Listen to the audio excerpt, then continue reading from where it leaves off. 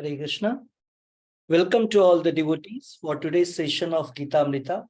सभी भक्तों का हार्दिक स्वागत, हार्दिक अभिनंदन हमारे आज के श्रीमद् भागवतम के अध्ययन के लिए। कार्यक्रम की शुरुआत भगवत नाम उच्चारण के साथ मेरे साथ दोहराइए।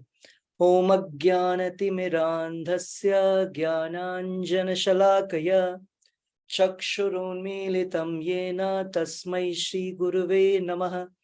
नमो ओम विष्णुपादाय कृष्णपृष्ठाय भूतले श्रीमते भक्तिवेदांत स्वामिन्निति नामिने।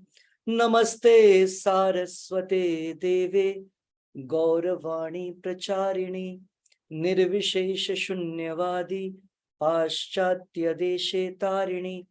जय श्री कृष्ण चैतन्य प्रभु नित्यानंद श्री अद्वैत गदाधर श्रीवासादि गौर भक्त वृंदा। हरे कृष्णा कृष्ण कृष्णा हरे हरे, हरे राम राम राम हरे हरे। ओम नमो भगवते वासुदेवाय। ओम नमो भगवते वासुदेवाय। ओम नमो भगवते वासुदेवाय। नारायणं नमस्कृत्य नरं चैव नरोत्तमं देवीं सरस्वतीं व्यासं ततो जयमुदीरयेत्। नष्टप्रायेषु अभद्रेषु नित्यं भागवत सेवया भगवती उत्तम श्लोके भक्तिर्भवति नैष्टिकी। रीडिंग फ्रॉम श्रीमद् भागवतम स्कंद 1 अध्याय 5।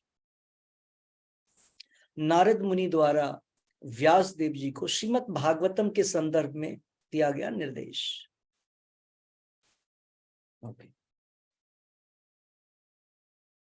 श्लोक संख्या 10। बहुत ही इंपॉर्टेंट श्लोक है ये, और इस श्लोक को प्रैक्टिकली हम इसके प्रभाव को देख सकते हैं अभी इस युग के लिए। नारद मुनि व्यास देव जी को बतला रहे हैं, जबकि व्यास देव जी ने कोई उतना बड़ा पाप कर्म नहीं किया है ना। फिर भी नारद मुनि व्यास देव जी को ये श्लोक बतला करके उनको निर्देशित करना चाहते हैं। जस्ट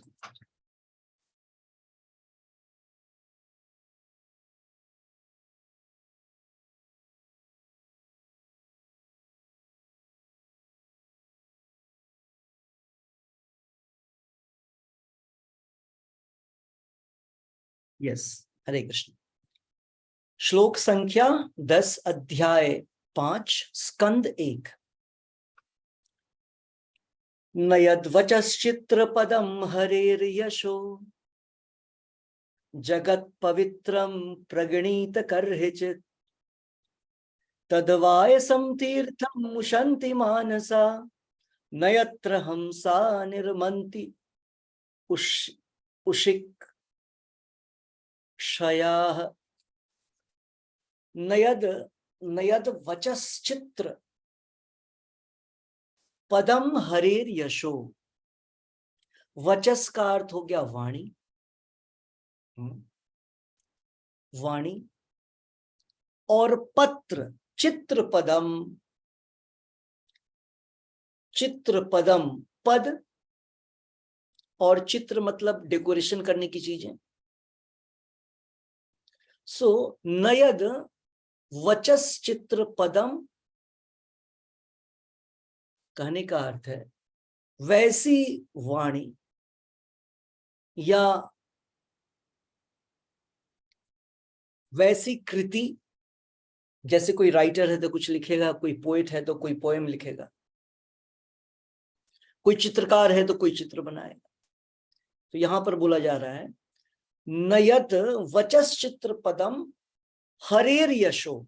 अगर कोई व्यक्ति, कोई साहित्यकार है, कोई चित्रकार है, बेसिकली यहां पर एक साहित्यकार के विषय में नारद मुनि बोल रहे हैं कि वैसी वाणी जो भगवान हरि के यश को हमारे सामने नहीं लाती। ओके, और भगवान का यश क्या होता है, भगवान के यश से क्या होता है? तो भगवान का जो यश है, जगत पवित्रम प्रगणित कर हिचित, जो पूरे ब्रह्मांड को, जगत को प्यूरिफाई करने वाला होता है। भगवान का यश गान जहां पर होता है, उस यश गान से पूरा का पूरा ब्रह्मांड पवित्र हो जाता है।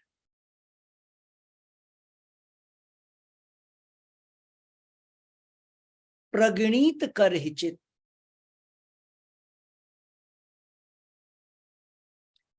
कर हिचित, कर हिचित मीन्स मुश्किल से या इम्पॉसिबल। क्या मतलब? यद यहां पर बोला जा रहा है, वैसे श्लोक, वैसे साहित्य जो भगवान कृष्ण के, भगवान विष्णु के यश का गान नहीं करते, वो क्या होते हैं, किस प्रकार के होते हैं? ये तीसरे लाइन में लिखा हुआ है, कर हिचित तद वायसम तीर्थम उशंति मानसा। तो मैंने सेकेंड लाइन को एक्सप्लेन किया, जो कि हरेर यशो जगत पवित्रम, भगवान हरि का जो यश होता है वो जगत को पवित्र करता है।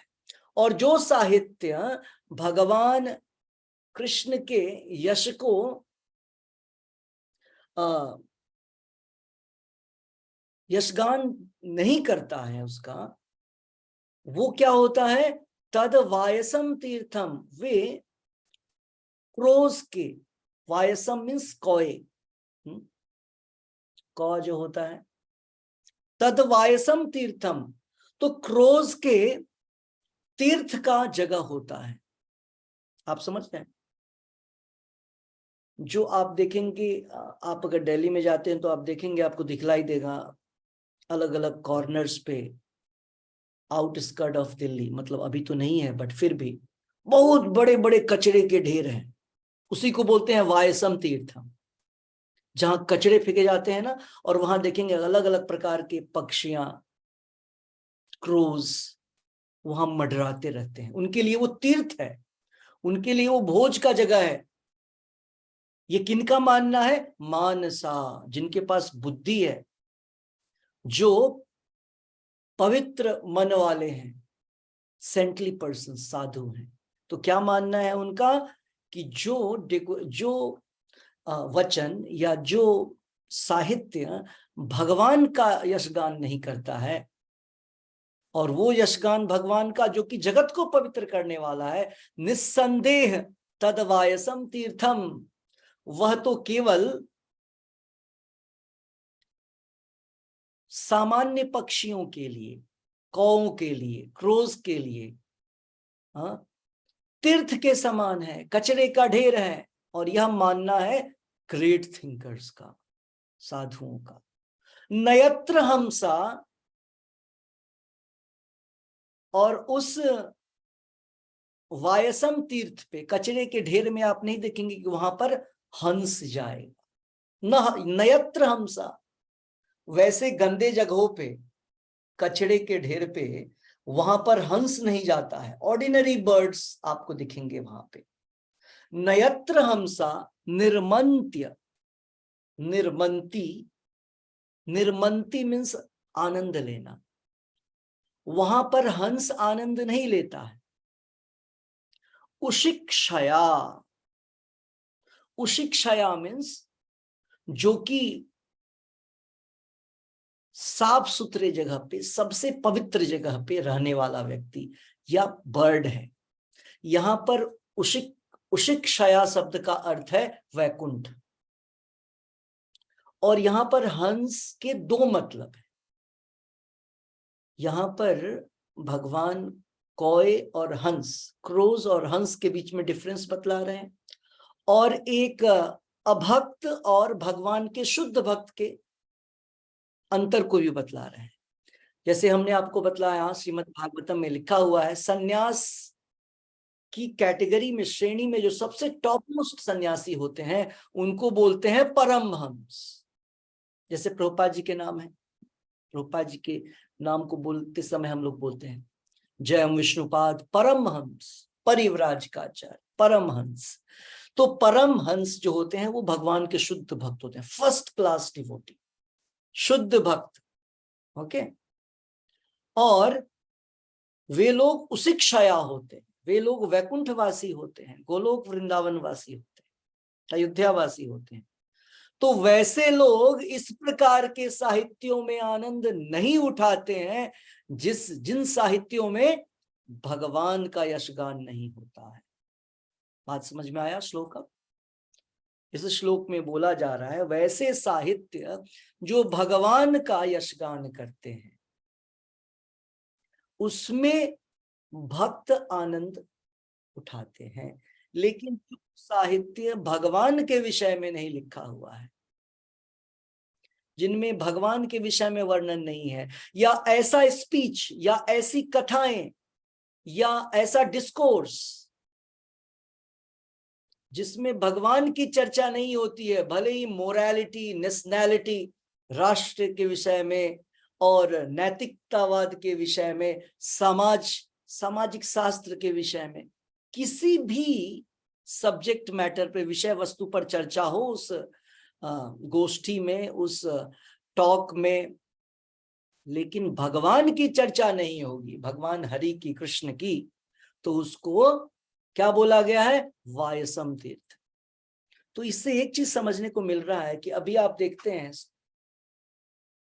अभी के समाज में बहुत ऐसे तथाकथित स्पिरिचुअलिस्ट हैं, आध्यात्मवादी लोग हैं, जो बोलते हैं कि हम लोग स्पिरिचुअल गुरु हैं, स्पिरिचुअल टीचर्स हैं, लेकिन वो कहीं पर भी भगवान के विषय में चर्चा नहीं करेंगे। आप देखेंगे हर समय वो आपको शब्द जाल में फंसाने का प्रयास करेंगे।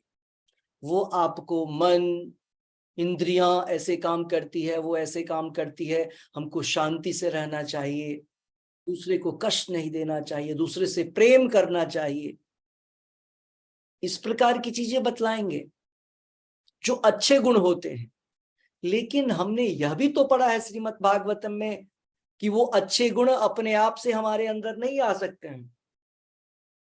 जब हम भगवान कृष्ण के संपर्क में जाते हैं तो स्वतः एक व्यक्ति में देवताओं के सारे सद्गुण समा जाते हैं। ये 7वें स्कंद के श्रीमद् भागवतम में लिखा हुआ है। ओके, तो इस श्लोक में क्या लिखा है? हमको ऐसे लिटरेचर्स को, ऐसे चलचित्र को, ऐसे कथाओं को, ऐसे डिस्कोर्सेस को सुनना नहीं चाहिए जिसमें भगवान कृष्ण की चर्चा नहीं है। अच्छा, अब तो यहां पर बोला गया कि जहां पर भगवान कृष्ण का यशगान नहीं हो वो वायसम चित्ती, वो गंदे पक्षियों के या नॉर्मल पक्षियों के रहने का जगह है। लेकिन हम तो देखते हैं बहुत सारी कथाएं ऐसी होती हैं जहां भगवान के विषय में ही चर्चा होती रहती है, उनका क्या? उसके लिए पद्म पुराण में श्लोक है, भले ही भगवान के नाम का उच्चारण क्यों ना हो रहा,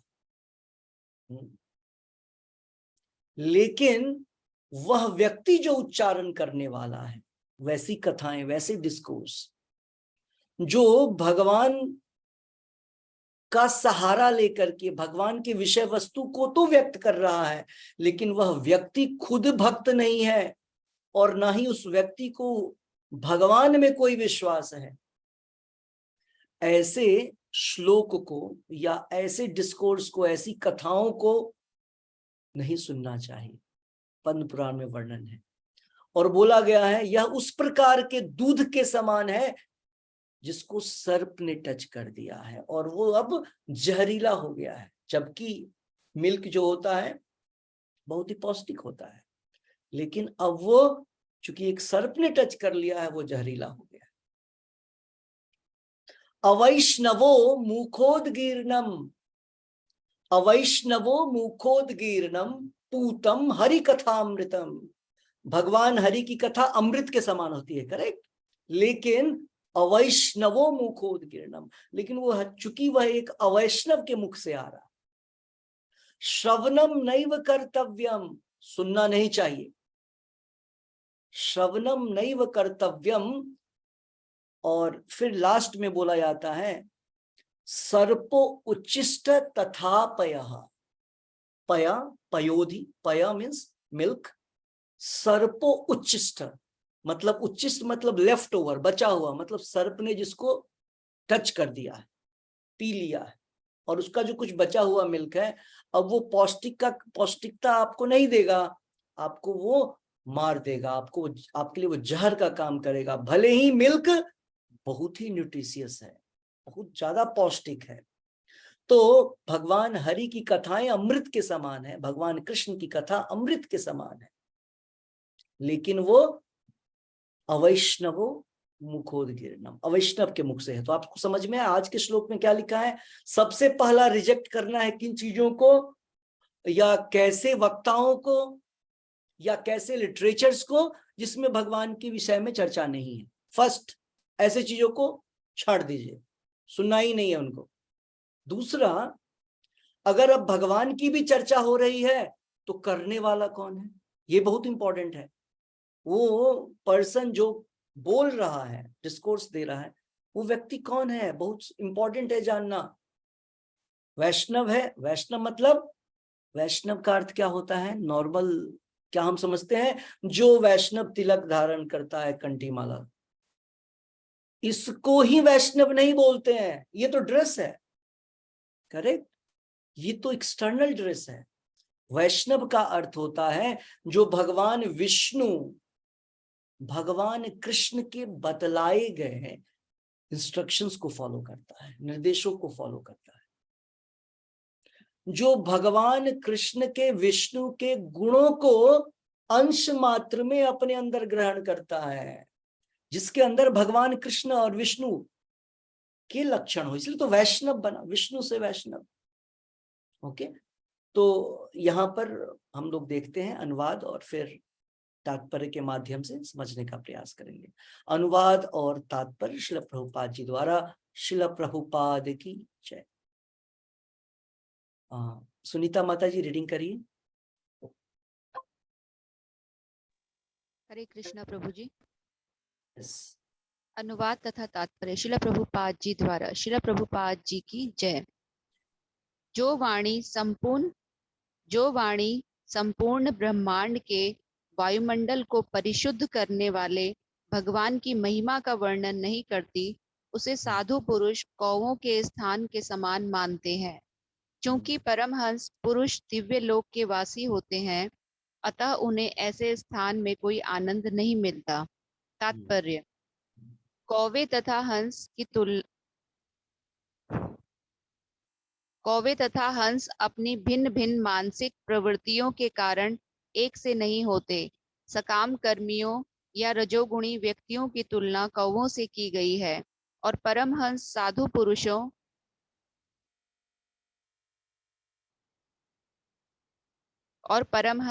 पुरुषों की तुलना हंसों से की गई है।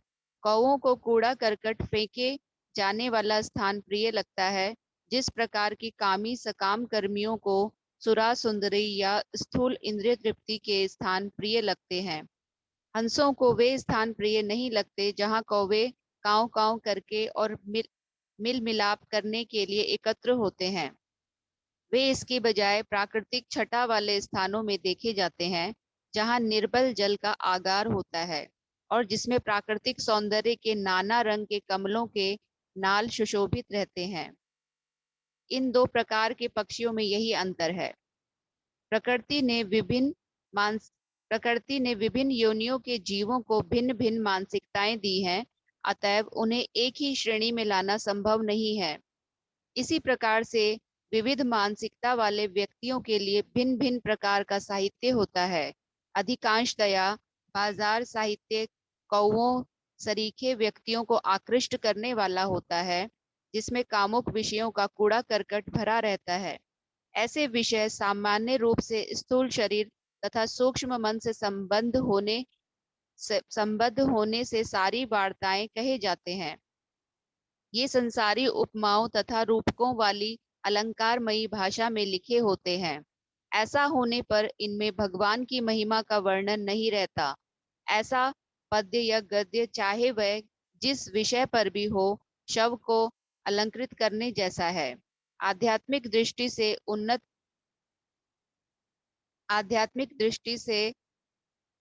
उन्नत मनुष्य जो हंसों के समान है, ऐसे मृत साहित्य में रुचि नहीं रखते, क्योंकि यह तो आध्यात्मिक दृष्टि से मृत पुरुषों के लिए आनंद का स्रोत होता है। ऐसा रजो तथा तमोगुणी साहित्य विभिन्न शीर्षकों से वितरित किया जाता है, किंतु इससे मानव की आध्यात्मिक जिज्ञासा की पूर्ति नहीं हो पाती। अतएव हंस सदृश आध्यात्मिक पुरुषों को ऐसे साहित्य से कोई सरोकार नहीं होता। ऐसे उन्नत पुरुषों को मानस भी कहा जाता, क्योंकि वे आध्यात्मिक धरातल पर भगवान की दिव्य स्वैच्छिक सेवा के आदर्श मानदंड को बनाए रखते हैं। यह चेतना स्थूल शारीरिक इंद्रिय तुष्टि के कार्यों या अहंकारी भौतिक मन से सूक्ष्म चिंतन के लिए सकाम कर्म करने से रोक देती है। यह चेतना स्थूल शारीरिक इंद्रिय तुष्टि के कार्यों या अहंकारी भौतिक मन के सूक्ष्म चिंतन के लिए सकाम कर्म से रोक देती है। हरे कृष्ण प्रभु जी। हरे कृष्ण।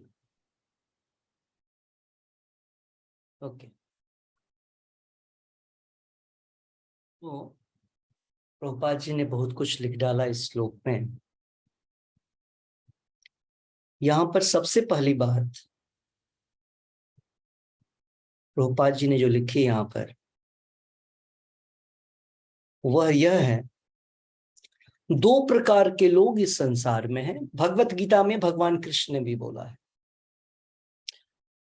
कि इस संसार में दो प्रकार के लोग होते हैं, देव असुरेव च। और यहां पर असुर की श्रेणी में कौन कौन से लोग आते हैं? यहां पर असुर को बोला गया है, क्रोस। और प्रभुपाद जी ने यहाँ पर उनको बतलाया है, कर्मी, सकाम कर्म करने वाले, पूरे कर्म करने वाले, नॉर्मल वर्क करने वाले, सब उसी कैटेगरी में। इसमें अलग अलग लेवल हो सकता है, करेक्ट? जैसे पक्षियों में भी अलग अलग लेवल होता है, कैटेगरीज होता है। ओके, तो यहाँ पर ये जितने सारे लोग हैं, जो लोग भगवान से संबंधित नहीं है और इस संसार में जिंदा हैं, काम कर रहे हैं अलग अलग प्रकार के, उन सबको क्रोस के कैटेगरी में रखा गया है। तद वायसम, वायसम मीन्स क्रोस। और दूसरी कैटेगरी है हंस, शुद्ध भक्तों की कैटेगरी। देवताओं की भक्ति में भी, देवता आपको मैंने बतलाया था, देवता भी सकाम भक्त होते हैं। स्वर्ग में जो देवता हैं उसमें मोस्ट ऑफ द देवता जो हैं वे सकाम भक्त हैं। जैसे इंद्र ही को ले लीजिए, स्वर्ग के राजा, वे भी सकाम भक्त हैं, शुद्ध भक्त नहीं है। लेकिन कुछ जो देवता हैं वे शुद्ध भक्त हैं, जैसे हमारे ब्रह्मा, शिवा, यमराज, इस प्रकार से अग्निदेव, इस प्रकार से सूर्यदेव। कुछ देवता जो हैं वो स्वान के समान है या शुद्ध भक्त है।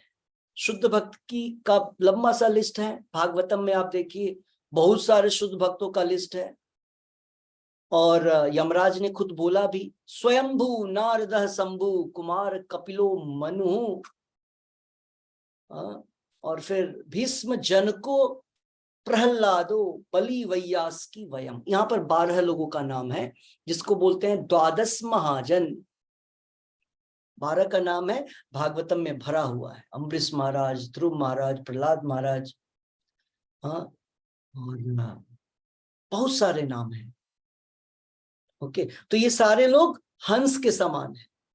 तो जो भगवान के शुद्ध भक्त होते हैं, जिनको हंस बोला जाता है, ये लोग कभी भी वैसे प्लेस पे नहीं रहते हैं जहां भगवान की चर्चा नहीं होती है, भगवान के नाम का कीर्तन नहीं होता है।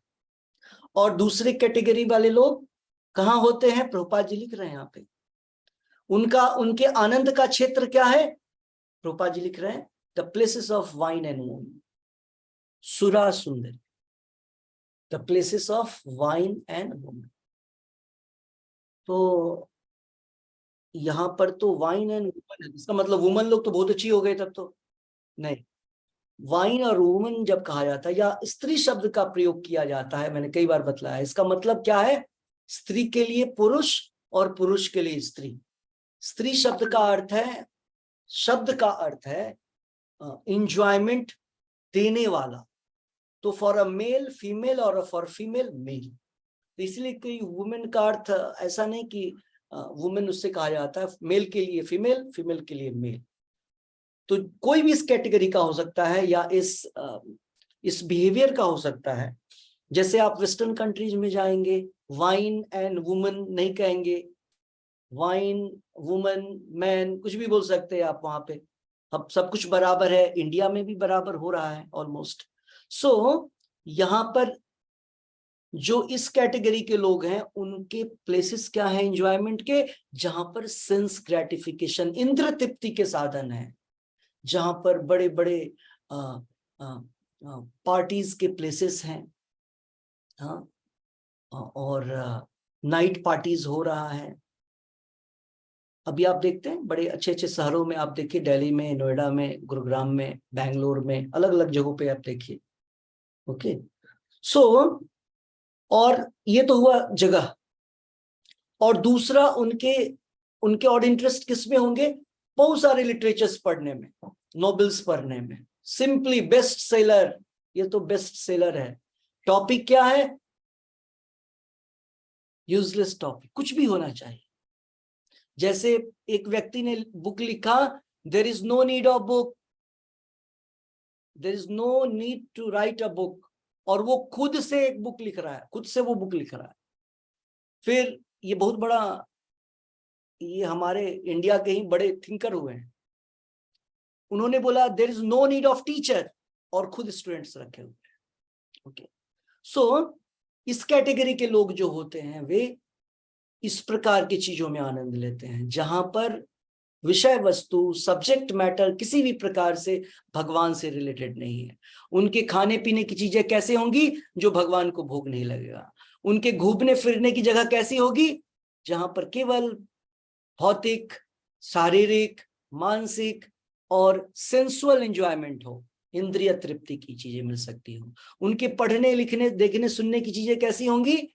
जो वो भी इसी कैटेगरी की हो, भगवान से कोई लेना देना नहीं हो सब्जेक्ट मैटर को, वो मानसिक, सेंसुअल, इन सारी चीजों को वो ग्रेटिफाई करे। ओके, फिर तो ये फर्स्ट प्रभुपाद जी ने डिफरेंस बतलाया। और दूसरी तरफ जो भगवान के भक्त होते हैं, जब आप देखते हैं जब टेम्पल्स में डिवोटीज आते हैं तो उनको बतलाया जाता है, और उनको खुद भी समझ में आता है प्रभुपाद जी के लिटरेचर्स को पढ़ के कि कैसे हमको उस प्रकार की चीजों को छोड़ करके भगवत चर्चा में लगना चाहिए। यहाँ भी सब कुछ है, यहाँ भी गाना, खाना, पीना और घूमने के लिए जगह है, और हमारे यहाँ जितनी पार्टीज होती है इतनी पार्टी तो होती ही नहीं है। करेक्ट? हमारे टेम्पल्स में तो एवरीडे पार्टी, एवरीडे उत्सव, everyday singing, everyday. Correct? At least devotees Sunday को तो देख ही सकते हैं, संडे को टेम्पल्स में प्रोग्राम्स होते हैं। प्रभुपाद जी ने फॉरेन में नाम रखा था लव फेस्ट। ओके, सो इस प्रकार से दो प्रकार के लोग होते हैं। और ये दो कैटेगरी के लोग कौन कौन से प्रकृति को हो गए? एक तो रजोगुण और तमोगुण वाले हैं। अभी इनकी संख्या बहुत ज्यादा है, आप देखते होंगे ना, हंस कम मिलता है। प्रभुपाद जी लिख रहे हैं कहाँ पे मिलता है? वो अच्छी से अच्छी अच्छी वादियां, अच्छी जगह, शांत सुशील नेचर बहुत सुंदर है, हाँ, मिलेंगे, साफ सुथरे जल में मिलेंगे, और कौए चारों तरफ भटकते रहते हैं। खैर उनकी संख्या बहुत ज्यादा है। तो तदा रजस्तमो भावा काम लोभादयश्चये, तो रजोगुण और तमोगुण वाले लोगों की संख्या अभी 99.99% है। तो वही लोग आपको चारों तरफ दिखलाई देंगे। और सतोगुण जब या व्यक्ति जब भक्ति में आता है तो उसके अंदर क्या होता है, सतोगुण की मात्रा धीरे धीरे बढ़ने लगती है और रजोगुण और तमोगुण घटने लगता है। अभी ऐसा ही हो रहा है, जितने आप लोग भक्त हैं या सब में रजोगुण और तमोगुण घट रहा है। क्या है रजोगुण? रजोगुण का अर्थ होता है अननेसेसरी हमारे unlimited desires, unlimited material desires, भौतिक इच्छाएं हैं जिसकी कोई सीमा नहीं है। बोलते हैं ना, जरूरतों की तो लिस्ट होती है, लिमिटेड लिस्ट होती है जरूरतें, लेकिन जो इच्छाएं होती हैं, डिजायर्स, उनकी कोई लिमिट नहीं होती। तो डिवोटी अपने जीवन में अपनी इच्छाओं को देखता नहीं है, वो अपनी जरूरतों को देखता है। जैसे भौतिक संसार में रहना है तो अपनी जरूरतों के हिसाब से वह काम करता है, न कि अपनी इच्छाओं के अनुसार, क्योंकि इच्छाएं तो हमारे रजोगुण और तमोगुण से प्रभावित हैं। इसीलिए अनलिमिटेड डिजायर है, ये और इसको पूरा करने के लिए वो किसी भी प्रकार से काम करेगा, इच्छा उसको ड्राइव करेगा। लेकिन भक्तों की इच्छाएं क्या होती हैं? जो भगवान कृष्ण भगवत गीता में इच्छाएं, भगवान कृष्ण ने जो बोला, भक्त उसको अपनी इच्छा बना लेता है। Oh, I have to do this. I have to chant every day 16 good round. जैसे कल जप हुआ, भक्तों ने जप किया, बहुत मेहनत किया। हम लोग को इस बात पर मेहनत करना है कि अब शब्दों को ठीक से बोलना है, हरे कृष्ण महामंत्र के जप के अनुसार। बहुत फास्ट नहीं करना है, जैसे हमने आपको बतलाया था, गाइडलाइंस दिया था जो प्रभुपाद जी हम लोग को देते हैं। सामान्यतः एक व्यक्ति को जप करने में 7 मिनट से कम नहीं लगना चाहिए। मैं सिद्धों की बात नहीं कर रहा हूं, सामान्य व्यक्ति की बात कर रहा हूं, ठीक है। और ज्यादा कितना लगना चाहिए? अगर 7:45 मिनट से ज्यादा हो रहा है तब मान लीजिए कि आप उस समय भी आप इधर उधर जा, 7 to 7:30 बेस्ट है। इसमें एक एक शब्द को बोलने के लिए आपके पास समय है। कोई व्यक्ति 6 मिनट में जप कर ले, कोई 5:45 में, 5:30 में कर ले, इसका मतलब क्या हो रहा होगा? हरे कृष्ण कृष्ण कृष्ण हरे हरे राम, यहां पर के शब्द मिस होते हैं। जहां पर जंक्शन है वहां पर 3 हरे है, उसमें एक हरे मिस हो जाएंगे। या हरे राम राम राम हरे हरे, उस राम राम में एक राम, क्योंकि उधर सांस कम बचेगी, क्योंकि आप बहुत फास्ट करेंगे तो सांस कम बचेगी, तो उसमें कट हो जाएगा। और इंपॉर्टेंट तो सुनने का है, बोलना जितना इंपॉर्टेंट है उससे कहीं ज्यादा इंपॉर्टेंट है श्रवणम। जैसे अभी आप लोग सुन रहे हैं, श्रवणम सबसे इंपॉर्टेंट है। श्रवणम कीर्तनम, बोलना और सुनना। इसीलिए प्रयास करिए नेक्स्ट टाइम से, जो लोग कर रहे हैं बहुत अच्छी बात है, सुपर फास्ट जपा न करें, घड़ी लगा करके। आज मैंने भक्तों को बोला, कुछ भक्तों को, कि आप मुझे रिकॉर्डिंग भेजो। कुछ लोगों ने मुझे बोला कि मैं 6 मिनट में करता हूं, किसी ने बोला कि हमने बहुत फास्ट किया, इतने माला कर लिया, तो हमने बोल। और आप लोग अपने चैंटिंग के साथ टाइमिंग लिख करके भेजेंगे, जैसे 108 राउंड मिनिमम कितना टाइम लगेगा? तकरीब 13 घंटे, 12.7, 12 hours 70, 12 hours, 12 and half, 13 hours, 12 साढ़े 12, इतना तो लगेगा ही, 12.5 घंटे, क्योंकि 7 मिनट से मल्टीप्लाई कर दीजिए उसको, ठीक है। तो और बीच में भी आप सांसें लेंगे, ऐसा तो नहीं है पूरा लगातार चलेगा, बीच में आप रुकेंगे, बीच में कॉल आ सकता है, बीच में कुछ भी हो सकता है। तो वो 13 आवर्स में 108 माला, ओके। और आपको जब उससे ऊपर करना है, ठीक है, जब आप और उससे ऊपर जाते हैं 120, 130, 140, 160, तो 18 आवर्स मिनिमम। मैंने 160 राउंड मैक्सिमम किया है, 160 तो मुझे लगा था 18 आवर्स। आज नहीं किया, 2 साल पहले किया था, वो कोरोना टाइम पे फ्री, फुल फ्री, तो उस समय चैंटिंग किया था स्लोली 108, फिर मन किया 112, फिर 120, 128, 130, 136, मतलब हर एकादशी की बात कर रहे हैं, 148, 160, तो 17 आवर्स। मैं जनरली जब चैंटिंग करता हूं तो मेरे मोबाइल में मैं स्टॉप वॉच का यूज करता हूं, जिसमें आप 99 तक कर सकते हैं। फिर मेरे पास एक ऐप है चैंटिंग मॉनिटर, सबके पास मिल जाएगा, चैंटिंग मॉनिटर्स, उसमें अलग अलग स्पीड में रिकॉर्डेड है प्रभुपाद का। सबसे जो फास्टेस्ट है वो 7 मिनट, उससे थोड़ा स्लो जो है वो 7:30 मिनट्स, 7.5 मिनट्स, फिर 8 मिनट्स, फिर 11 मिनट तक, 7 से 11, इतनी कैटेगरी है उसमें। उसमें मैक्सिमम 192 राउंड्स जो हरिदास ठाकुर का है ना, इतनी बार आप उसमें इतना माला हो सकता है अपने आप, वो जिस पे सेट कर देंगे उतने में वो कट जाएगा। ओके, तो मैं उस पे भी करता हूं, उससे मुझे पता चलता है कि मैं कहाँ हूं जब मैं जप करता हूं तो। ओके, तो आप लोग भी उसका यूज कर सकते हैं, चैंटिंग मॉनिटर्स, आपके प्ले स्टोर से आप उसको उस ऐप को डाउनलोड कर सकते हैं, फ्री में है चैंटिंग मॉनिटर्स। ओके, तो यहां पर इंपॉर्टेंट पॉइंट क्या हम देख रहे थे, कैसे मेंटालिटी में चेंज आता है जब हम भक्ति में आते हैं। तो यहां पर जिसकी चर्चा की जा रही है श्लोक में, नारद मुनि बतला रहे हैं, वायसम तीर्थ जो कर्मियों के, अभक्तों के आनंद का विषय है, भक्त उससे भक्ति में जब आते हैं तो उसको कम करना शुरू कर देते हैं। एक बार में कम तो बंद तो नहीं होगा, लेकिन माइनस जरूर होना चाहिए। आपने अगर कर दिया तो आपको अफसोस होना चाहिए, हमने अब नहीं करना है, I have done the mistake, ये तो मुझे बंद करना है। okay?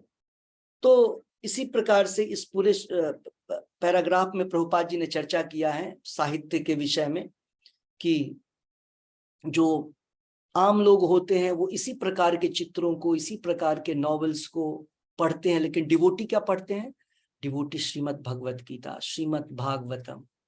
ओके, और जब म्यूजिक की बात आएगी तो वो भजन कीर्तन इन सब का श्रवण करते हैं। लेकिन बाहर के लोग, ये बड़े बड़े कंसर्ट होते हैं, ओके, और जो कि सिंपली वेस्ट ऑफ टाइम, बिल्कुल वही है, भगवान की चर्चा नहीं है, और भगवान की चर्चा नहीं है, और बड़े अच्छे अच्छे सिंगर होते हैं, करेक्ट, बड़े अच्छे अच्छे साहित्यकार होते हैं, तभी तो जो लिरिसिस्ट, जो राइटर्स होते हैं, सॉन्ग लिखने वाले, करेक्ट, बड़े अच्छे अच्छे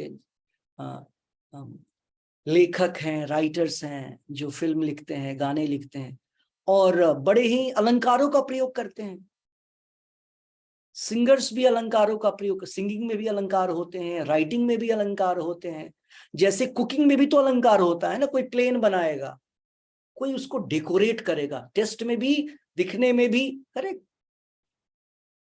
तो वैसा डेकोरेशन जो भगवान के लिए यूज में नहीं होता है, प्रभुपाद जी लिख रहे हैं सिंपली वेस्ट ऑफ टाइम, समय की बर्बादी, अति बर्बादी है। ओके, तो ये कैटेगरी है कि इस प्रकार के लोग इन्हीं सारी चीजों में जो है आनंद लेते हैं। कारण क्या है, वे लोग रजोगुण और तमोगुण के प्रभाव में होते हैं। तो यहां पर मानस शब्द का यूज किया गया है, नयत्र हमसा प्रगणित कर हिचित मानसा। तो जो मानसा मीन्स जो आध्यात्मिक जीवन में जिन्होंने बहुत उन्नति कर लिया है, साधुस, डिवोटीज। क्यों? क्योंकि वे अपने लाइफ स्टाइल को किस चीज से कंपेयर करते हैं हर समय, वे अपने लाइफ स्टाइल को कंपेयर करते हैं श्रीमद् भागवतम, भगवत गीता, शिला प्रभुपाद जैसे शुद्ध भक्तों की जो वाणी है ना, उसके साथ कंपेयर करते हैं। उनके बोलने के जो शब्द होते हैं, वोकैबुलरी शब्द उनके पास, वे उनके शब्द होते हैं, उनके गाइडेंस होते हैं, और वे अपने जीवन को हर समय उनके निर्देशों के साथ मैच करते हैं। ओके, लेकिन दूसरी तरफ जो व्यक्ति भक्त नहीं है भगवान का, वो बोलता है मुझे किसी का नहीं सुनना है, मैं खुद के मन से काम करूंगा। और लोग क्या समझते हैं अभी के टाइम पे, इसको बोलते हैं फ्रीडम। बोलते हैं ना, हम यहाँ पर हमारे कंट्री में फ्रीडम मीन्स क्या होता है? Freedom to speech, freedom to walk, freedom to say anything, freedom to do whatever we want, है ना। लेकिन इतना ज्यादा फ्रीडम भी नहीं है। आप देखते हैं अगर इतना ज्यादा फ्रीडम होता भी कि कोई किसी को कुछ भी बोल दे और उसके लिए वो ना हो, लेकिन ये तो भौतिक पनिशमेंट्स यहाँ पे मिलते हैं इस संसार में, सांसारिक पनिशमेंट। लेकिन स्पिरिचुअली जो प्रॉब्लम है वो यह है कि व्यक्ति अगर अपने पूरे जीवन की एनर्जी को व्यर्थ में गंवाता, व्यर्थ में मतलब भगवान रहित टॉपिक्स में लेकर के जाता है, तो क्या होगा? भगवान बोलते हैं स्पिरिचुअल सुसाइड हो जाता है उसका। वो व्यक्ति सुसाइड कर रहा है, आध्यात्मिक आत्महत्या कर रहा है। भौतिक आत्महत्या से कोई प्रॉब्लम नहीं है, मरो फिर जिंदा हो जाओ, क्या फर्क पड़ता, वैसे भी मरना है, ऐसे मर गए। ब्रह्मा जी ने कुछ टाइम डेस्टिन किया था शरीर का, इतने दिन तक रहना है, व्यक्ति ने बीच में ही सुसाइड कर लिया, तो कुछ दिन तक भटकेगा यहाँ वहां। जब तक उसके बॉडी का लाइफ था उसने बीच में ही उसको बंद वो कर दिया, समाप्त कर दिया, तो भटको, बाद में फिर से तुमको दूसरा शरीर प्राप्त होगा, लेकिन रहना तो यहीं पड़ेगा। तो इसीलिए जो भगवान के भक्त होते हैं वे कभी भी इन प्रकार की, इस प्रकार की चीजों में जाने का प्रयास नहीं करते हैं। और अगर वे पहले से अभ्यस्त है, ऐसा करते आ रहे हैं, तो जब भक्त बनते हैं तो धीरे धीरे धीरे धीरे धीरे धीरे करके उसको बिल्कुल 100 to 0 पे लाते हैं। जब तक 0 नहीं आएगा तब तक हम बैक टू गॉडेड नहीं जाएंगे, भगवत धाम नहीं जाएंगे। तेषाम तु अंतगतम पापम, 100% जब तक 0 नहीं होगा, भगवान बोलते हैं नहीं जा पाएंगे बैक टू गॉडेड। तो एक बार ऐसा ही हुआ, प्रभुपाद जी से शिष्यों ने बोला कि प्रभुपाद जी कितने % पाप रहित हो जाए तो बैक टू गॉडहेड आप लेकर के जाएंगे? प्रभुपाद जी ने बोला 100%। तो भक्तों ने बोला उतना तो नहीं हो पाएगा, कुछ कम बोलिए। तो प्रभुपाद जी ने बोला 90%। भक्त ने बोला वो भी संभव नहीं, हमें तो उतनी क्षमता नहीं है। 75%, उतनी भी क्षमता नहीं। ओके, ऐसे करते करते ना 25% पे आ गए। बाद में भक्तों ने उतना भी नहीं होगा। प्रभुपाद जी गुस्सा होते हैं और बोलते हैं okay, just hold my dhoti, I will take you back to home, back to Godhead. मतलब प्रभुपाद जी बोल रहे हैं भक्ति को छोड़ना मत, लगे रहना भक्ति में, भले फॉलो न कर पाओ फिर भी, वो वर्स्ट केस है। मतलब कुछ भी नहीं हो रहा है, सब कुछ चला गया, फिर भी भक्ति को नहीं छोड़ना है। ओके, और जब अच्छे से करेंगे, जब कोई व्यक्ति मरा बोल करके बैक टू गॉडहेड जा सकता है, तो कोई राम बोल करके क्यों नहीं जा सकता है? हरे राम बोल करके क्यों नहीं जा सकता है? उसके लिए तो वैकुंठ से, अयोध्या से पुष्पक विमान आएगा, जैसे हमने देखा ध्रुव महाराज के लिए आया। और ध्रुव महाराज मृत्यु के सर पर पैर रख करके उस एरोप्लेन में बैठते हैं, पुष्पक विमान में। ओके, तो यहां पर यही बतलाया गया, जो परमहंस होते हैं वे क्या पढ़ते हैं? परमहंस संहिताओं को पढ़ते हैं, उसको बोलते हैं श्रीमद् भागवतम। हम लोग जिस लिटरेचर को पढ़ रहे हैं, जिस साहित्य को, इसका नाम है परमहंस संहिता। श्रीमद् भागवतम परमहंसों के लिए है, अमलम पुराणम। ओके, तो बहुत ही सुंदर सा श्लोक है। एक और श्लोक देखेंगे जो इससे रिलेटेड है। मतलब यहां जो मना किया व्यास देव जी ने कि जो लोग भगवान के भक्त नहीं है वो कहाँ आनंद लेते हैं, अब देखिए जो भगवान से रिलेटेड साहित्य होते हैं वे क्या करते हैं। श्लोक संख्या 11।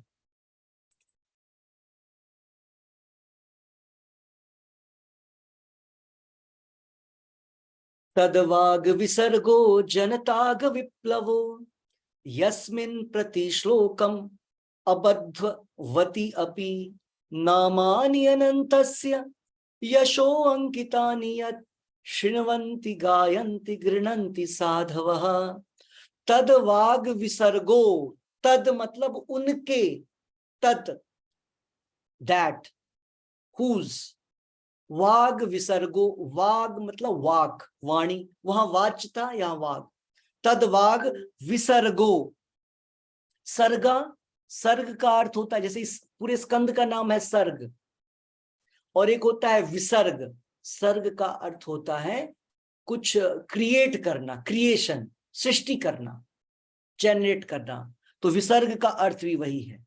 तो बोल रहे हैं जब कोई भगवान के भक्त जब कोई ऐसे साहित्य लिखते हैं ना, तो क्या होता है, जनताग विप्लवो, विप्लव क्रांति आ जाती है, विप्लव मीन्स क्रांति, जनताग विप्लवो, जो जनमानस, जो सामान्य लोग जितने पाप कर्म करते हैं, जनता अघ, अघ मीन्स होता है सिन,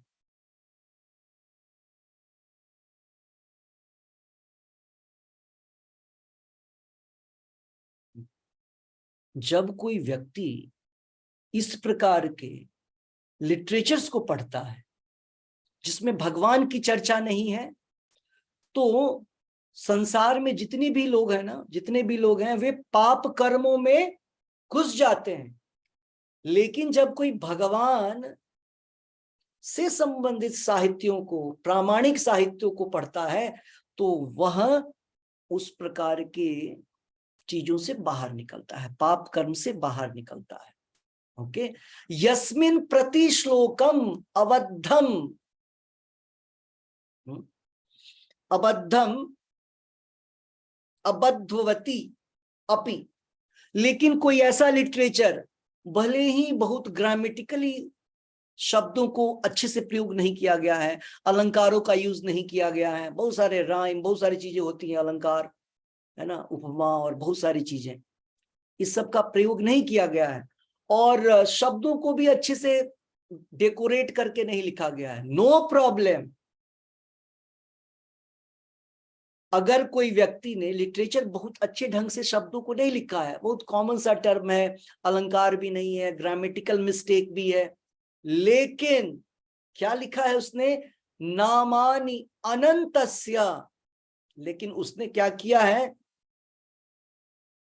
भगवान के, अनंतस्य मीन्स अनलिमिटेड लॉर्ड, उनके नाम का यशगान किया हो। कोई साहित्यकार अगर अपने ग्रंथ में, अपने बुक में भगवान के नाम का यशगान कर रहा है, नामानि अनंतस्य यशो अंकितानि, अंकित किया है, डिस्क्राइब किया है, लिखा है, यत भगवान का, भगवान के नाम का जिसने यशगान किया है, और भले ही वह लिटरेचर, वह साहित्य क्या है, प्रति श्लोकम अबद्धवती अपि, और अच्छे से ग्रामेटिकली भी उतना करेक्ट नहीं है, फिर भी वो क्या करेगा, तदवाग विसर्गो जनताग विप्लवो, ये संसार जो सिंफुल पीपल से भरा हुआ है, उनके बीच में वो क्या करेगा, वो एक रिवॉल्यूशन ले आएगा, एक क्रांति ले आएगा। इसीलिए क्या करना चाहिए, ऐसे लिटरेचर्स को क्या करना चाहिए, शिण्वन्ति गायन्ति गृह्णन्ति साधवा, श्रवण करना चाहिए, शिण्वन्ति, गायन्ति बोलना चाहिए, गृह्णन्ति एक्सेप्ट करना चाहिए, साधवः किसके द्वारा ये होगा, जो लोग साधु पुरुष होंगे, जो लोग सतोगुण में होंगे। ओके, सो अनुवाद और तात्पर्य श्रील प्रभुपाद जी द्वारा, श्रील प्रभुपाद की जय। Yes, who will read? Yes, Harshita माता जी पढ़िए, अनुवाद पढ़िए। नहीं है, ओके। मीनाक्षी माता जी पढ़िए। हरे कृष्णा प्रभु जी। ओके, आ गए, पढ़िए। पढ़ ले लीजिए मीनाक्षी माता जी, पढ़ लीजिए। एक एक पैराग्राफ पढ़िए सब कोई। हरे कृष्णा प्रभु जी। दूसरी ओर जो साहित्य असीम परमेश्वर के नाम, यश, रूपों तथा लीलाओं की दिव्य महिमा के वर्णन से पूर्ण है, वह कुछ भिन्न ही रचना है, जो इस जगत की गुमराह सभ्यता के अपवित्र जीवन में क्रांति लाने वाले दिव्य शब्दों से ओतप्रोत हैं। ऐसा दिव्य साहित्य, चाहे वह ठीक से ना भी रचा हुआ हो, ऐसे पवित्र मनुष्यों द्वारा सुना, गाया तथा स्वीकार किया जाता है, जो नितांत निष्कपट होते हैं। गुड। सो यहाँ पर देखिए प्रभुपाद जी लिख रहे हैं, दूसरी ओर, पहली ओर क्या थी? पहली ओर बड़े ही अच्छे ढंग से लिखा हुआ श्लोक था, हमने पढ़ा ना उसको। देखिए प्रभुपाद उसमें नारद मुनि शब्द यूज कर रहे हैं उस वाले पहले वाले लाइन में कि नयद वचस चित्र पदम हरेर यशो, बड़े सुंदर से डेकोरेटिव शब्दों का प्रयोग किया गया, ग्रामेटिकली भी उसको बड़ा अलंकृत किया गया, लेकिन वो तदवाग विसर्गो, वो नॉट तदवाग विसर्गो, तदवायसम तीर्थ है। क्यों? क्योंकि उसने भगवान हरि के यश का गान नहीं किया। दूसरी ओर एक ऐसा साहित्य जो भगवान असीम परमेश्वर, असीम भगवान के नाम, यश, रूप तथा लीलाओं के दिव्य महिमा का वर्णन कर रहा है। ओके, और भले ही उसमें बहुत सारे मिस्टेक्स हैं, ग्रामेटिकली वो उतना सुंदर नहीं है, लिटरेचर पढ़ने में अलंकार का प्रयोग नहीं है, लेकिन गुमराह जनता को प्रभुपाद जी यहां पर लिख रहे हैं, सिंफुल जनता को क्या करता है, उनके बीच में क्रांति ला देता है। क्या क्रांति? चेतना की क्रांति, चेतना में शुद्धि होने वाली क्रांति। ओके, इसीलिए हमें भी क्या करना चाहिए? शृण्वन्ति गायन्ति गृह्णन्ति, हमें भी सुनना चाहिए, क्योंकि ऐसे लिटरेचर्स को कौन सुनते हैं? साधवः, जो प्योर हार्टेड होते हैं, मतलब सतोगुण वाले लोग होते हैं, वे ही इस प्रकार के लिटरेचर्स को, साहित्यों को सुनना, पढ़ना और अपनाना चाहते हैं। सो इसीलिए ये हमारे लिए इंस्ट्रक्शन है कि हम लोग को किस प्रकार के साहित्यों को, किस प्रकार के वीडियोस को, किस प्रकार के ऑडियोज को, किस प्रकार की जगहों पे जाना चाहिए, किस प्रकार का भोजन करना चाहिए, किस प्रकार की सोसाइटी होनी चाहिए, किस प्रकार के हमारे फ्रेंड सर्किल होने चाहिए, जहां पर भगवान के नाम का यश होता है, जहां पर भगवान के नाम का, भगवान की लीलाओं का,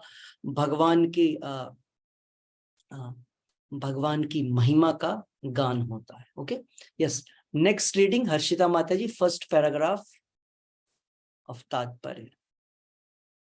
तात्पर्य।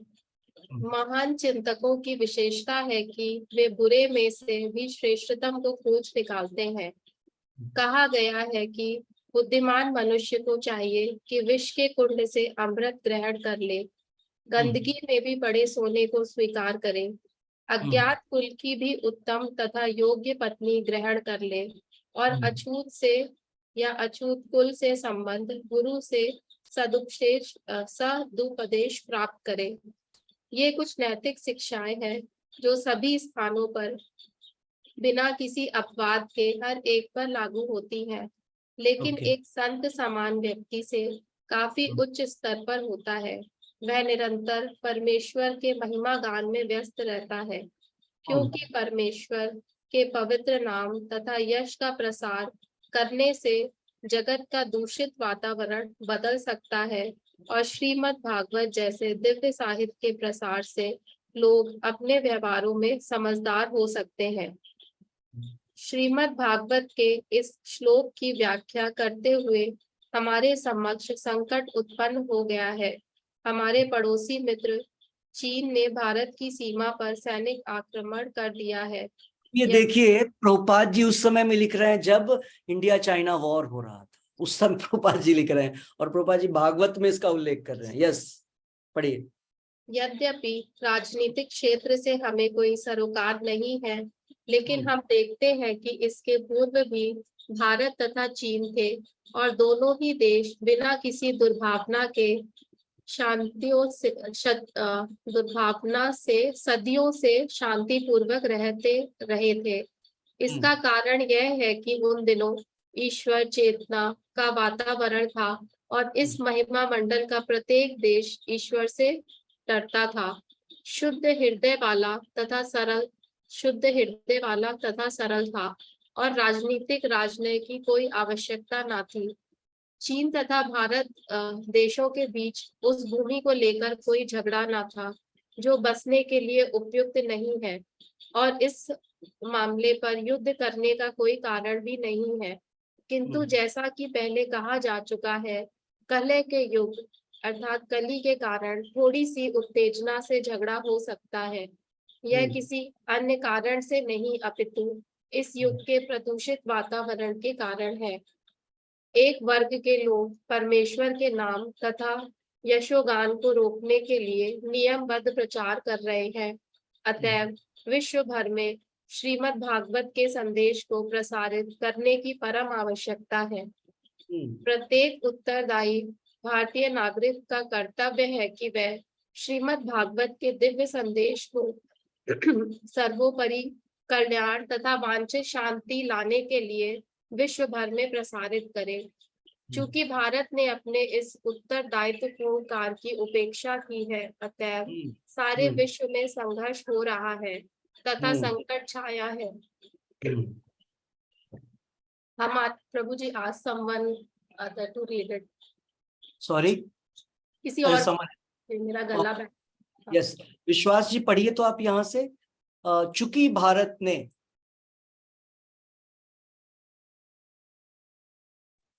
हरे कृष्णा प्रभु जी।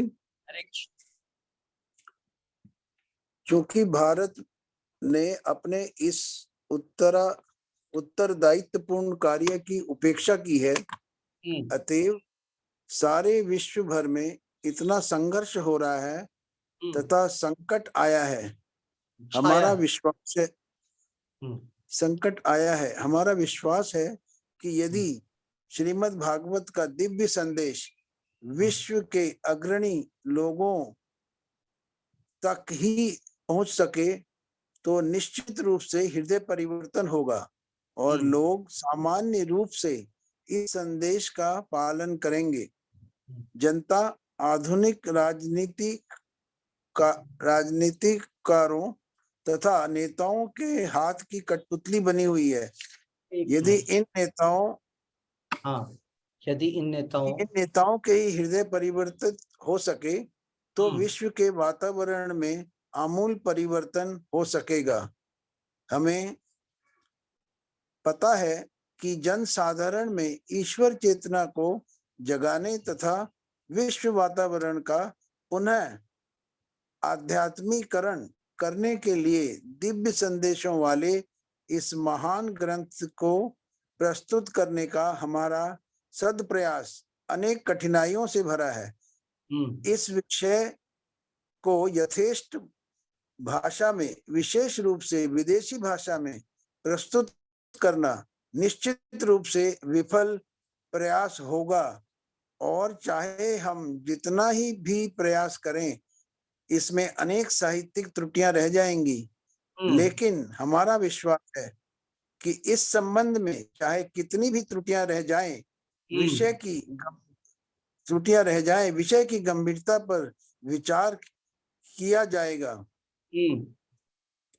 और समाज के नेता सर्वशक्तिमान भगवान के अहिंसा गान करने में भगवान के महिमा गान करने के इस ईमानदार प्रयास के कारण इसको स्वीकृत करेंगे।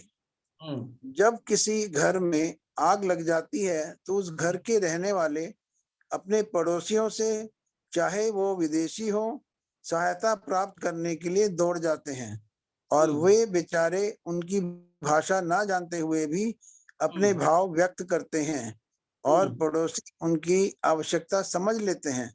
भले ही वे भाव उनकी भाषा में व्यक्त न हुए हों। हम्म, श्रीमद् भागवत के इस दिव्य संदेश को विश्व के प्रदूषित वायुमंडल में प्रसारित करने के लिए वैसी ही सहयोग भावना की आवश्यकता है। आखिर ये आध्यात्मिक मूल्यों से युक्त तकनीकी विज्ञान है, अतएव हमें तकनीक के विषय में चिंतित होना है, भाषा के विषय में नहीं।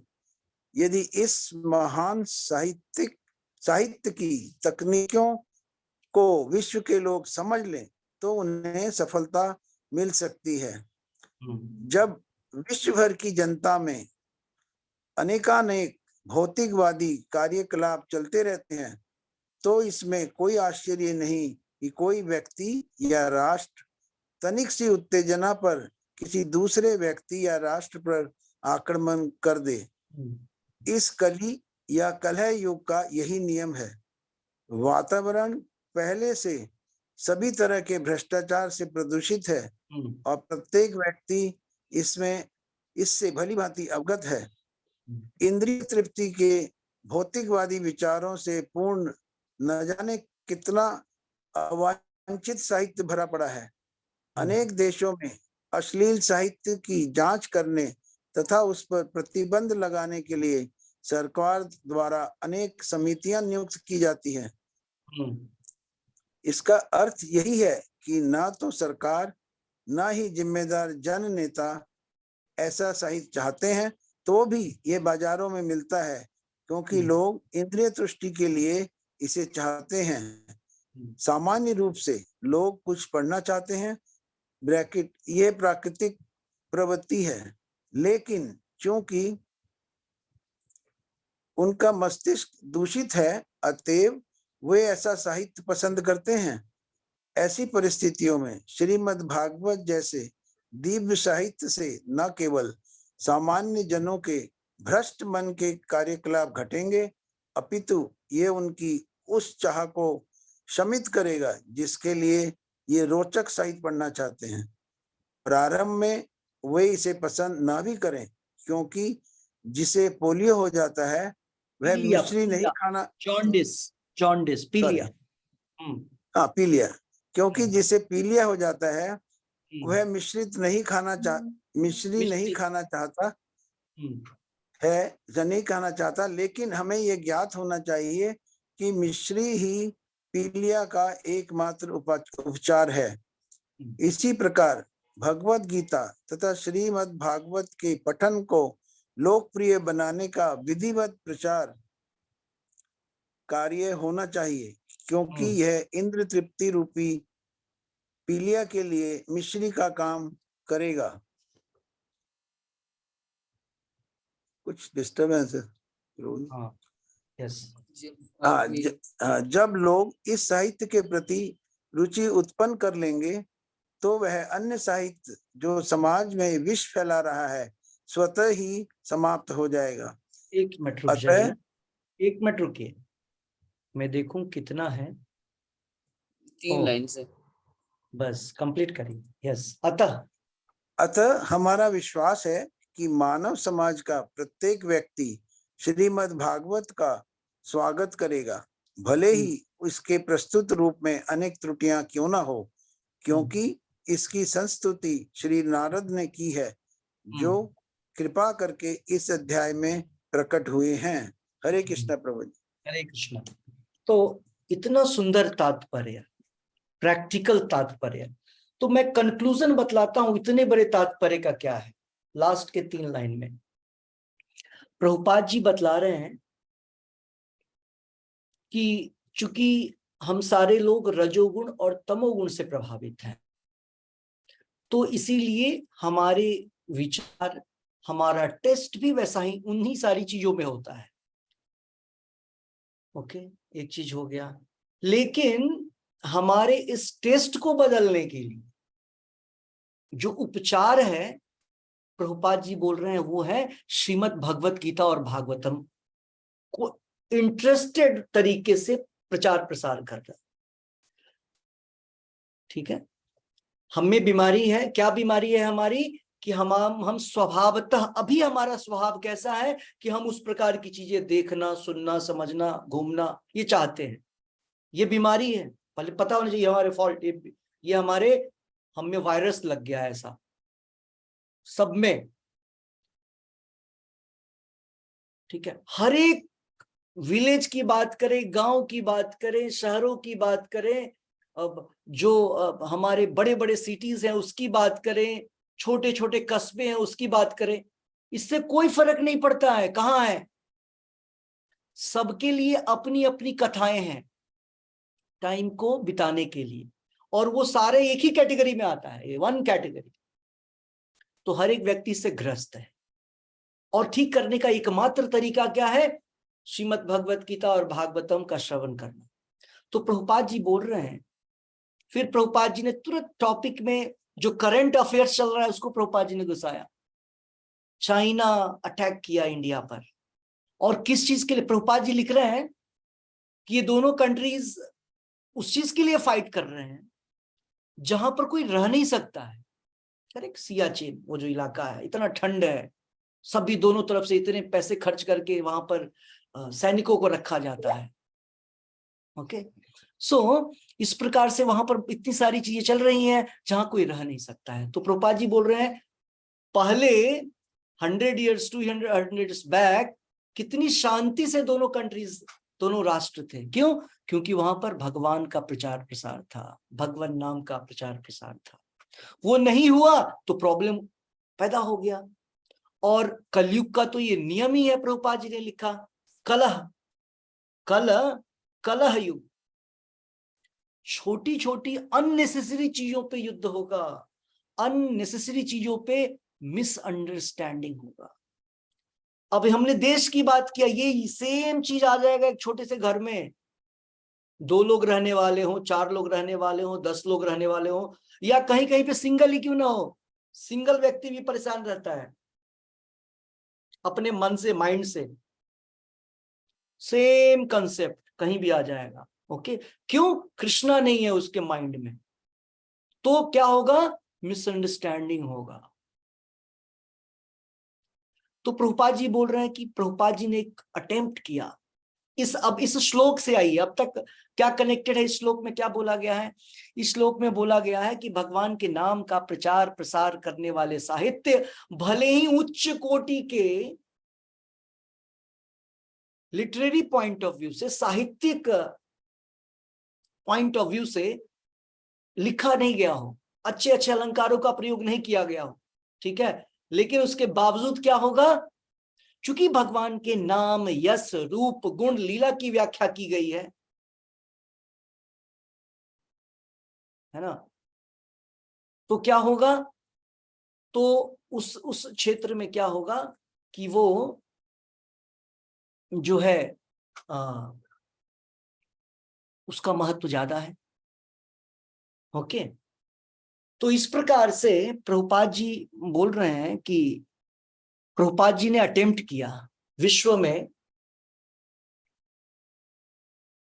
अलग अलग देशों में लिटरेचर्स भेजने के लिए। अब प्रभुपाद जी ने फॉरेन लैंग्वेज का प्रयोग किया, प्रभुपाद जी ने इंग्लिश में लिखा, और फिर उस इंग्लिश लैंग्वेज को जो है उन्होंने इंग्लिश लैंग्वेज को अब प्रभुपाद जी को कन्वर्ट करना है, ट्रांसलेट करना है ना। तो उस राइटिंग में, उस कन्वर्जन, उस ट्रांसलिटरेशन में चांसेस बनता है कि फॉरेन लैंग्वेज में मिस्टेक्स हो जाएगी, गलती हो जाएंगी, लेकिन प्रभुपाद जी बोल रहे हैं लोग जो हैं इसके भावनाओं को समझेंगे, इसका जो सब्जेक्ट मैटर है, विषय वस्तु को समझ करके इससे लोग इसको अप्रिसिएट करेंगे। वो लोग यह नहीं देखेंगे कि यह जो है सो भगवान का जो विषय वस्तु है वह इंपॉर्टेंट है, न कि लैंग्वेज इंपॉर्टेंट है। तो इस पूरे श्लोक का निष्कर्ष यही था, लैंग्वेज इंपॉर्टेंट नहीं है, उसमें साहित्यिक अलंकार उतना इंपॉर्टेंट नहीं है जितना कि विषय वस्तु, जो कि भगवान के नाम, रूप, यश और लीलाओं से जुड़ा हुआ हो। यह पॉइंट बहुत इंपॉर्टेंट था। तो प्रभुपाद जी ने इस पूरे तात्पर्य में, बहुत बड़ा तात्पर्य हम लोगों ने पढ़ा इसको, और इस पे हम लोग कल फिर से चर्चा करेंगे। ओके, हमने आपको वैसे तो इसका पूरा का पूरा निष्कर्ष बतला दिया, लेकिन अच्छी बात यह है कि हम इसको एक एक पैराग्राफ, दो पैराग्राफ को एक बार अच्छे से एक्सप्लेन करें, क्योंकि ये चीजें तब हमारे दिमाग में बैठेगी, और जो चीज हमारे दिमाग में बैठती है ना, वही चीज हम करते हैं। क्या कारण है कि जब हम कोई चीज सुनते हैं उसको तुरंत फॉलो नहीं करते हैं? हम इसलिए तुरंत उसको फॉलो नहीं करते हैं क्योंकि हमारे दिमाग में वो चीज बैठती नहीं। जो चीज दिमाग में बैठ जाए ना, हम वही करेंगे। हमारे दिमाग में सदियों से गलत सही चीजें फंसी हुई हैं, भौतिक सही और भौतिक गलत, और अभी हम लोग आध्यात्मिक सच को डाल रहे हैं। ओके, आध्यात्मिक सत्य को डाल रहे हैं, तो वो सत्य जो है उसको बैठने में टाइम लगता है। इसलिए एक एक लाइन को, एक एक शब्द को अच्छे से जब समझेंगे तो और समझ में आएगा। थोड़ा सा इस पे और टाइम देंगे कल। अभी एक मीटिंग है 6 o'clock, मुझे भी निकलना है, और एक दूसरा मीटिंग भी है, मेरे पास मैसेज आया है, तो हम लोग इस पर विशेष चर्चा कल करेंगे। आप सभी जब अपने 16 राउंड को करें, और आप लोग का जब काउंट आ चुका है उसको हम लोग डिस्प्ले कर देंगे। ओके, किसी को कुछ बोलना है? हम लोग कल चर्चा करेंगे, आप लोगों ने प्रश्न लिख लीजिएगा, ठीक है? हरे श्री कृष्णा श्री प्रभु। हरे एक कृष्णा। प्रश्न है प्रभु जी। ओके, बोलिए नाम अपराध में जो छठा अपराध है वो समझ में नहीं आया। बोलिए, समझाते हैं। पवित्र पवित्र भगवान नाम में अर्थवाद का आरोप करना। देखिए, यस यस, यहाँ पर जो बोला गया है, पवित्र भगवान नाम में अर्थवाद का क्या करना? आरोप करना। आरोप करना। मतलब इसको इंग्लिश में प्रभुपाद जी लिखते हैं, 6th offense is to, just a minute,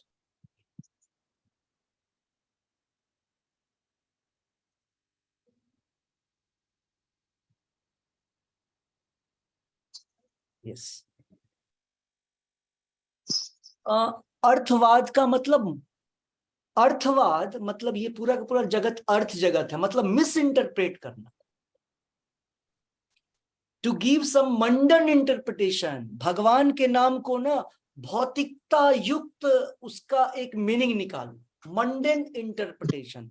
अर्थवाद मीन्स मंडन तरीके से अपने स्वार्थ की सिद्धि के लिए उसका एक मतलब निकालना। कई सारे लोग बोलते हैं ना, हरे कृष्ण महामंत्र का जप कर लिए करिए, इससे आपको ये प्राप्त हो जाएगा, वो प्राप्त हो जाएगा। ये मंडन इंटरप्रिटेशन।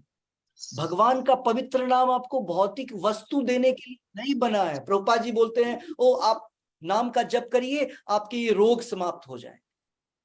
अरे रोग के लिए दवा खा लो, ठीक हो जाएगा। ये तो भाव रोग समाप्त करने के लिए, परमानेंट हमारे रोगों का समापन करेगा ये हरे कृष्ण महामंत्र। तो अर्थवाद मिस इंटर। ओके, अभी हम लोग यहीं पे एंड करेंगे। ओके, कल अपने प्रश्न रखिए, हम लोग प्रश्न उत्तर करते हुए फिर इसको समाप्त करेंगे श्लोक।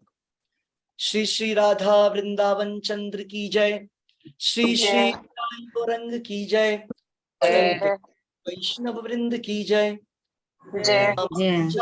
हरिदास ठाकुर की जय, वैष्णव वृंद की जय, श्रीमद् भागवतम की जय, देवी तुलसी महारानी की जय, श्री मास की जय, जगत गुरु प्रभुपाद की जय, और प्रेम नंदे। हरे हरे बोल। हरे कृष्णा प्रभु जी। हरे कृष्णा प्रभु जी। हरे कृष्णा प्रभु जी। हरे कृष्णा प्रभु जी। हरे कृष्णा प्रभु जी।